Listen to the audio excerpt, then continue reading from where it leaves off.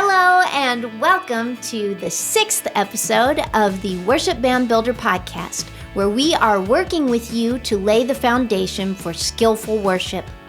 I'm Emily Roberts, and I am joined today by my lovely co-host, Eric Roberts. Wait a minute, how did this get flipped around for me being the co-host? I let her read the introduction one time, and I become the co-host. Taking over the world. She is going to take over the world along with all the other ladies out there. But today we're having a special episode with a friend, Jason Bubba Stewart. I don't know. I think we can all call him Bubba. We can all call him Bubba? He prefers Bubba. In fact, that's what he told me when I met him at first. So we just let the cat out of the bag that his first name's Jason, but call him Bubba. And if you ever are in Kentucky, you'll see him there. He works as a worship and music consultant for the Kentucky Baptist. And I visited Bubba several months ago, and we just had a little video that we did, and then we did a podcast. And, you know, he talked about some stuff, man. He's got some experience with a lot of churches in Kentucky and really just trying to help them build the worship ministry. Jason is a really great guy. The first time I met him, I was not supposed to meet him. I was supposed to be taking our son to go eat lunch someplace else so that Jason, Bubba, and Eric could have their own lunch meeting. Yeah, important lunch meeting. Important lunch meeting stuff. Stuff we were doing. And so I dropped Eric off at the Kentucky Baptist headquarters, and I was leaving the parking lot with our son when he called me and said, "Bubba wants you to come with us." And I said, "No. No, he doesn't."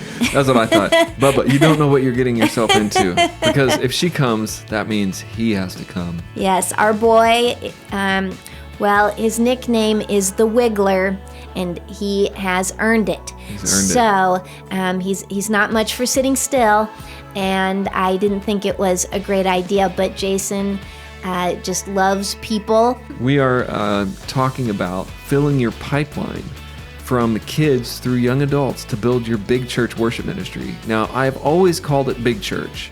So when you get to play like in the big church, it's like, oh, I'm going to play in the big church. Because you start out in the youth group. I started in my youth band when I was a kid, teenager, and then I went on to the big church. I got up there. So Bubba tells some good stories in this podcast, and you're going to get to listen to our conversation right now.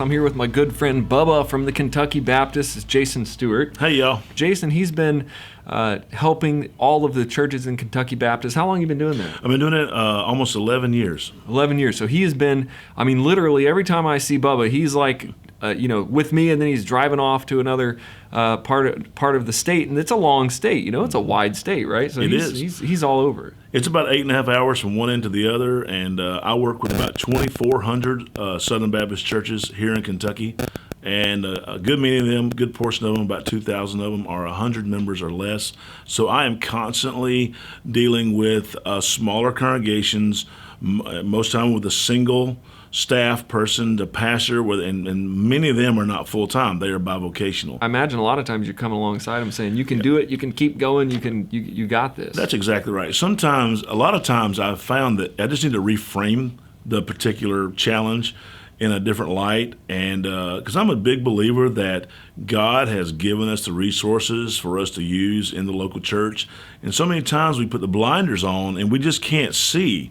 But if I was to sit down with the pastor and say, listen, let's talk about maybe some retired music teachers that might be a part of your church, or let's talk about some students that may already be involved with a church or a school choir or a school band, and by the time I ask a series of 8, 9, 10 questions, I can walk away, or we can walk away from that conversation with them having maybe 8, 9, 10 different types of people or potential people that could help lead within their congregation. And it's kind of exciting to see their faces when I first get there of, oh my goodness, I have nobody, to, oh, hey, thanks, I have some potential people that I can plug into. Yeah.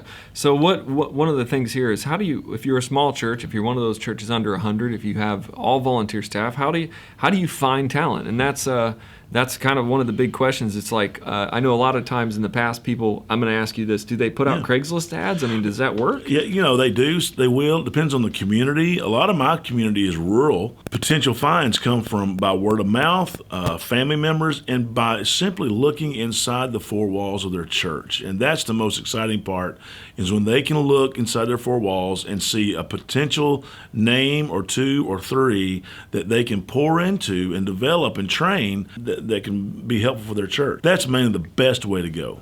Yeah, and I've been kind of saying this since I built the Worship Band Builder site. I've been saying it starts with one, and I've been saying your next worship leader is in your church pew. I agree. think I really, and if you've been listening to me, you'll notice I'm a little bit against the whole Craigslist ad thing. Yeah. In my years of ministry, I've seen what churches, and I've been the subject of this. You put out an ad, you go to a church, and you get a job there, and then after 6 months, you go, well, this wasn't quite what I was thinking for. But when you do that, you've got all those people in the church involved. You come in. So I really think that instead of just putting out a bunch of ads for worship leaders or going to Craigslist or trying to just go find somebody in the newspaper that you can pay to come to your church, that we should be looking and training within, just starting with that one person that really wants to do it, that has a desire. There are people right there that have that desire. Yeah, in the music world, we call those gigs. And, gigs are pretty much, it's a contract, and there's really no heart that's put into that. It's just, hey, I'm here to play.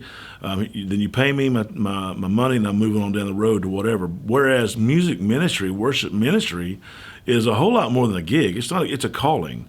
It's about using your gifts for the kingdom, and especially for the benefit of that local church. So I'm totally against gigging, for sure. Yeah, I think it causes a lot of problems in the body. In the church body. It also causes a lot of problems. Even some of my worship leader friends through the years, and I was guilty of this too. Like, I need a job. I'm going to look for a job, and I drug my poor family, of church to church for years. It's really hard on the church. It's really hard on the worship leader. I really believe that if we can change that thinking inside the church and really get these resources like the Band Builder resource to them, then they can find those people in the church and they can use people in the church, and it'll be much healthier. And I would say that if you talk to some church leaders today and you were to ask them, hey, tell me about opportunities that your church gave you as a young one to exercise your gifts, I bet they could go back and they could pinpoint there was a specific time when they could use their gifts, flex their wings a little bit, and be in a safe place. And I just feel like we need to do the same thing for the generations that are coming up. Let's identify those that God may be raising up, and let's give them opportunities to use their gifts and talents for the church as well, because someone gave the church leaders of today the opportunity to use their gifts. Yeah, I talked about my story in some videos that Bubba and I did today, and so you can watch those on the YouTube channel or even on Bubba's the Kentucky Baptist channel. But it was that when I was young, I got the chance to play, and I had older guys mentoring me, and now I'm able to mentor my worship team, my youth worship team in church, and it really does change lives. I say on some of my marketing materials, if you followed me, you'll hear me say 4 chords can change everything.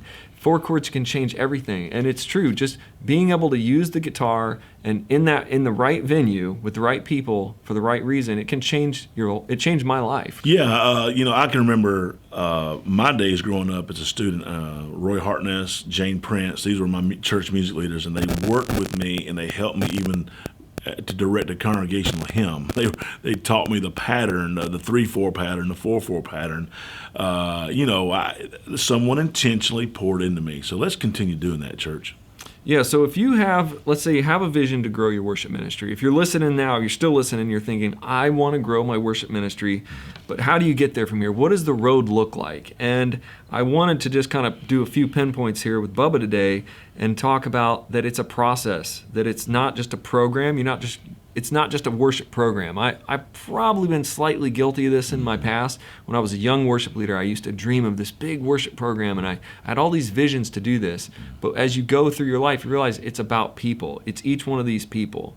Even in growing my youth team now, sometimes I think Like we're doing this youth band practice, and somebody's like listening to me like, who is that singing? What's going on in there? And I'm like, hey, I've got a process of growing these individuals. It's not just going to be like all of a sudden it just comes out and it's amazing and it's this big thing and now everybody pats you on the back. This is a process of training, process of practicing, process of mentoring, and it is about people. Yeah, and I think you even need to go back to the basic of just identification, identifying those people that you can pour into. In the life of a church, every 5 years, your congregation is changing one way or the other. Now, it may be growing, it may be declining, but even within the congregation, let's say that you did not grow one person over 5 years' time. Well, but over 5 years' time, you may now have a 13 or a 14-year-old student who 5 years ago was 8 or 9 years old. I'm bad with math, but they had not picked up a flute, they had not picked up a trumpet, they had not picked up any instrument, they had not sang in a choir. But now, because of their school, they're involved with a school band or a school choir. They are showing some musical abilities, and that is again. So within 5 years, so fast forward 5 years, you've now got someone that can at least has some music ability. Maybe that person is who God is allowing you to invest in to lead your music and worship ministry later on down the road. You need to do that. Yeah, it's a process. Starting small isn't bad either. It's starting small with those people. I mean, you're talking about young kids that are in like 8th grade. You don't think of that like, oh, that's our next worship leader. But right. Yeah, like you're saying, in the life of a church, 5, 6, 7, 8 years from now, they may just show up out of nowhere and like, wow, they can really sing, and you've invested in them. And here's the big thing. They've invested in the church. They're invested in that church body. Yes. They're known by that church body. Yes. They're not some guy you just brought in off an ad, or they're not some guy you just brought in like, now we got a nice, new, shiny worship leader. They are somebody who has family. That's right. And I think that's really a key in growing healthy long-term worship teams. It's very powerful. It's powerful to have someone raised up from within. God can use that in a mighty, mighty way. I think that one of the downfalls of the local church is we'll get comfortable with a certain way of doing things, and we will forget about recruiting. And we have got to be constantly recruiting, because Lord willing, the more you have, the more you can rotate in and out, the more that you can dedicate to a certain feature of your church or to a certain service. I know many churches who've had the same sound people, same lighting people, same instrumental players for every service, and those people have just been serving, and they're almost served out. They're almost burnt out, and that's not what we want. Ideally, we want them to be able to use their gifts, but we also want them to be served as well. And so it's healthy when you have more than one person for the positions of leadership in your church. It will help your church survive and endure a whole lot longer, and it will certainly help that individual be able to serve and be served as well. Yeah, I get really nervous in my positions of leadership when I realize that the same guy's been running sound for like 9 months. Right. What happens? It really, as a leader, a lot happens in that. Then it becomes like their soundboard almost. Yes, it becomes a real problem. Very territorial. Yeah. If you're a worship leader, if you're a band builder, a pastor listening to this, it's really important that you find those multiples and rotate. It happens to the best of us, even me. If you play every week on a worship team, pretty soon you start thinking it's about me. I need to be there. They need me. I'm the guy. It's really not really healthy to have the same people all the time doing everything over years and years. You can't really you can't grow, and then people think, well, you kind of got the position filled, so I'm not going to be able to run sound because Bob's been running sound obviously for 5 years.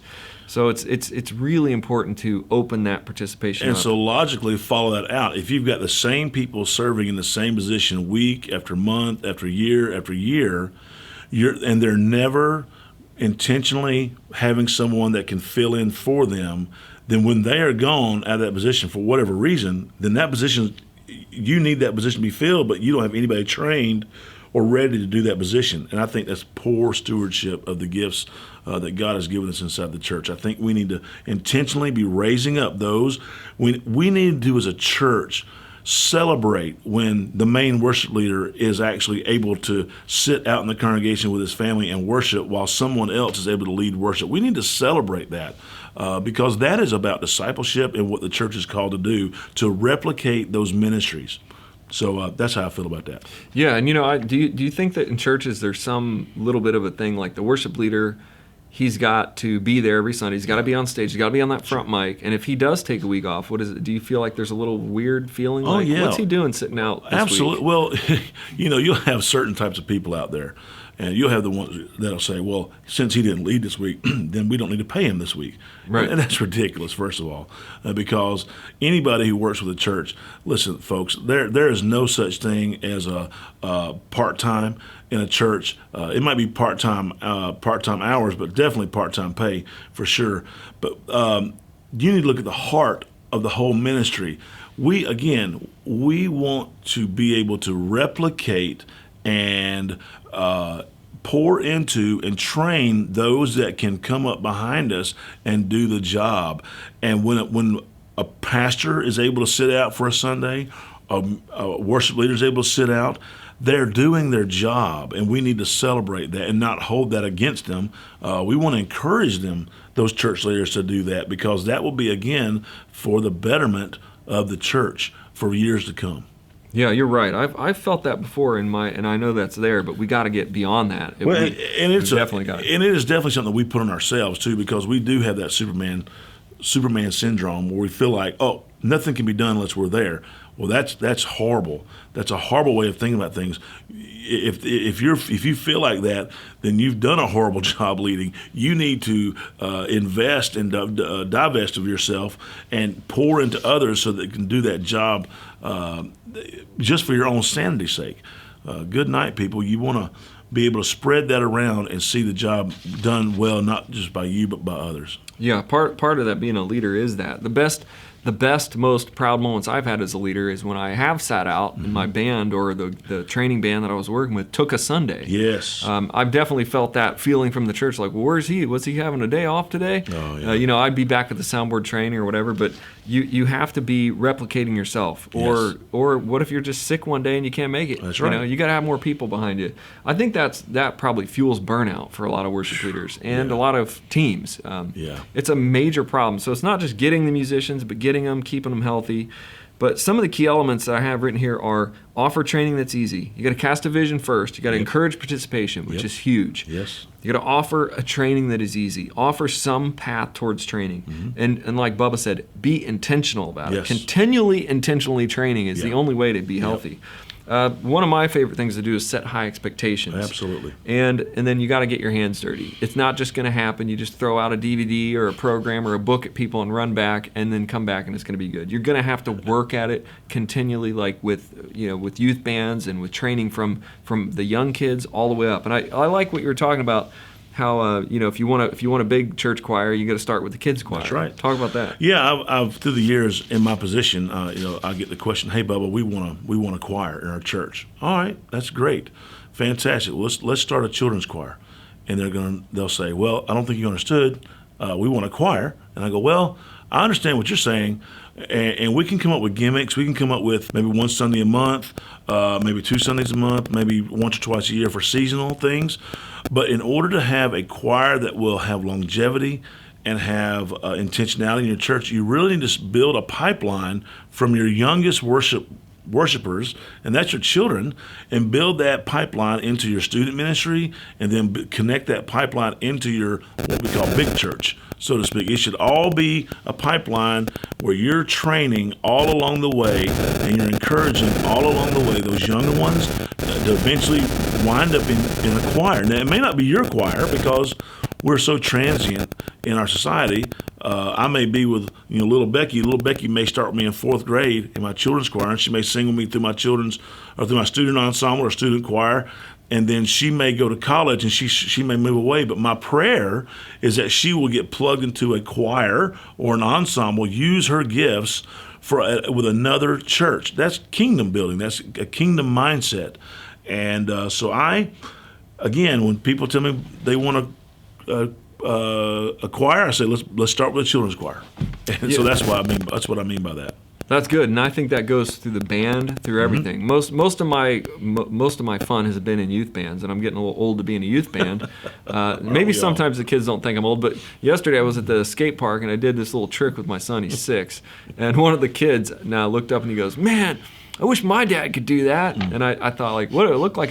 How old do I look? You know, I mean, I guess I got a little scruffy beard, so it's not really a big surprise that I'm an old guy. There's only like me and one other old guy on the skate park. It's the dad bod. It's a dad bod. He's like, "Oh, I wish my dad could do an ollie on that." So, yeah, that's what you get when you get old. The kids start thinking you're just old. You know. Oh yeah. Well, Bubba's talking about continually training, intentionally training. He's talking about filling a pipeline. And if you're a church of any size, you know, I work with churches from very small churches to mega churches, and even the mega churches will tell you, we just need more people. When you go to a multi-site campus, they start telling you, we got 4, now we need 4 drummers. Yes. So this problem is really not just for a small church of 75. It could be a 7,500 church. And some of the guys that I've talked to, I look at these guys, I can look right into their eyes and realize they don't have time to give private lessons to everybody in the church. They look at me, one of my worship leader friends told me, I can't give lessons to everybody that wants to play. And he was telling me that day he just wanted somebody to strum on rhythm, you know. And this is a big church. I just want these guys to play to the click track and stay on time. And so we're struggling with this music training from all the way from the youth band all the way to the biggest stages in the church history right now. And so Worship Band Builders is a resource that I put together and that I've been talking about, that I've been pushing, that the churches have been starting to use. And what it really does for you, whether you're a small church or a big church, is it gives you a way to fill your pipeline, to start anybody that wants to go in the church to try to learn. It gives them a chance and a way to do it. Now, if you're a really big mega church worship leader and you just don't have time because you got like 80 people that want to get involved, or whether you're a small church and you only have, you know, one person that wants to get involved, you're probably still working a job full time and you don't have time to train them. Or maybe you don't even know how to train somebody to play the piano or the guitar. Maybe your instrument is another instrument. This is what Worship Band Builder does. It gives an entry point for anybody in your church to start taking foundational lessons, to teach them basic chords, music theory, worship, Bible theory about worship, and get them ready. The key is get them ready at a foundational level to be useful in the church. And that's what Worship Band Builder's doing. It's there for you. Yeah, I'm putting myself in the seat of that bivocational pastor who's already working 50 plus hours a week, a regular job, and then the church is requiring another 20 to 30 hours out of my week. So now I'm up to 80, possibly 90 hours of work a week, and I don't know how to play guitar. I don't know how to really sing. I can't play anything else. But if I can identify someone in my church who's willing to receive the training, and then I, as a church, can invest in that training and put that individual through that training, bro, here in Kentucky, we call it a winner chicken dinner. Winner chicken dinner. That would be such a help to me as a pastor, as a church leader, knowing that I've got an individual who's expressed a willingness to be trained, and then I'm able to find that training that will invest in them, and within weeks, they'll be able to be useful for our corporate worship services on Sunday morning. That is great. That's exactly what I want to do. So Worship Band Builder has so much potential to help our local church find those players, invest in them, train in them. I'm excited about it. Yeah, and right now at the time of this podcast, we just released our big guitar and vocal bundle. So it's the 2 big ones. The next bundle will be the keyboard and piano. Great. And then we're going for drums and bass. Come on. And then we're going for sound and lights. Oh, man. So we're going to have the whole thing, and there's music theory in there, there's the Bible in there. So really what we're doing, you can just buy these modules. Once you buy the module, your whole church can use them. I think of also like the medium-sized 400 or 500 member church, and you have a worship leader and and in that size of church, a lot of people, especially when you're growing and your band's kind of getting good, so you're not like real big and real good like a mega church big, but you're like in that medium where people think, well, I could do that. I could be on the worship team. Right. So you got a lot of people coming up to you saying, hey, I play the guitar. I want to play on the worship team. that can create awkward scenarios for the worship leader because maybe they can play really good, maybe they can't. Yes. And so Worship Band Builder is also, there's an audition module in there where people can actually, you can say, we'll start with Worship Band Builder, and once you get through that first couple courses, you can set up to be auditioned. You can send in a video. It gives a little buffer for those churches. So there's just a lot of cool things that we're thinking of doing with Worship Band Builder and how it can help you at each level as you grow. For the smallest churches, it's really just about that one. Well, it also, if someone steps forward and says, hey, I've been playing, yada, yada, yada, and again, you don't know them, but by giving them this website, or giving them the login information for this, it puts the onus on them to go through. And if someone goes through that, takes the time and is faithful and actually follows up by going up through doing that program, that says to me, wait a minute, here's an individual who is serious about actually wanting to step up and help. So that's a huge thing for me. Yeah. In the mid-sized churches, 500 and 1,000, what I found is a lot of people want to play, but they're not quite ready yet. So as a worship leader in that size of church where I've been in most of my ministry, it's been a lot of like, okay, so you can play a little bit, but you're not really quite ready to play with us, but you think that you should. Right. So this gives a buffer for, if I would have had this when I was leading, I would have said, okay, well, you have to get to level 2. And then once you're at level 2, you're ready for your audition. Yeah. If you do auditions. Yeah. And if you don't, you can say, once you go to a level 2, meet me in my office and Right. we'll go there. But it gives you a place. The other awkward moment you get in that side for me was they would just be playing and you're like, well, you're not quite good enough, but I don't quite have time to teach you. And, Right. and can I give you lessons? I don't really have time. Right. And then if you send them off to a guitar teacher or a piano teacher, they're not really learning the worship style. They're learning how to play piano or classical piano. So they aren't super useful to you even in the end of that. Mm-hmm. So this is just really tailored to kind of help you get people to the foundational level. Yeah. If you can get people there, and that's always been my struggle with building really good bands. I want to set high expectations, and I want to get really good. So I don't want to just kind of like ding-dong around on the guitar and just the band kind of willy-nillys around. I really have always wanted to have a good worship band. Well, listen, I mean, the Bible, Psalms 33:3 says, sing to him a new song, play skillfully on the strings. It doesn't say play horribly, play mediocre. It says play skillfully on the strings and with loud shouts. We want to do our very best. Now, I'm not here to argue. I'm not going to say perfect performance is worship. I'm not saying that. But I do think we need to always strive to be doing our very best. And with that includes practicing the songs before Sunday morning. Yeah, definitely practice. Yeah, that's a whole nother thing, right? We're going to go on that. Me and Bubba will be onto the practice, onto the practice. What are we calling this? A practice podcast. Yeah. That's but in basic terms, we do want to set the level high. We want to. I've always struggled with that in my ministry as a worship leader, where people will think like, well, I should be able to just play because I go here, and I'm like, well, if you can play, you can play, but how do we really get that person ready? That's what Foundations was. Most of the stress, and I'm not sure about you, Bo, but most of my stress as a worship leader has been just having a lot of people that weren't really up to the level that I needed them to be to produce the level of worship service that I was either being paid to do or, that they expected me to do. And so when I was writing Worship Band Builder's curriculum, it's all called Foundations, because I realized as a musician, as a producer, as a songwriter, if all of these things together, if we get the foundations right, everything just kind of is right. Yeah. I mean, if the drummer's playing on time, if the bass player's playing the right notes, music is built on those basic foundations, and that's what the curriculum that I'm writing is based on. It's getting people to that foundational level of, it's not like they're going to be like the virtuosos, and they're not going to be like the bad, barely play. They're going to be those people that are useful. That's been my experience, and that's why I'm excited about this level of training, because it's not overly difficult, but it's really foundational. Well, we just need to be intentional about what God's called us to do.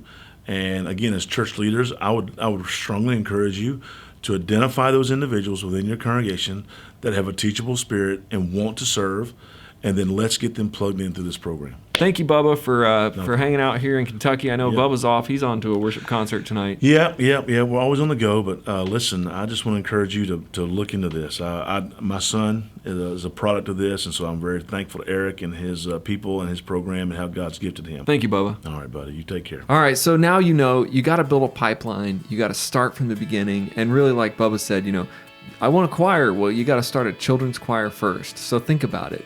Starting from the very basic beginning, from the youngest people in your church, and building and training people all the way along to keep those people driving towards the big church, so you always have somebody in worship ministry. I think the worst part is to be in a church and not have anybody to do any music, to play guitar, to do worship. That does not just happen. It happens over time when we don't train.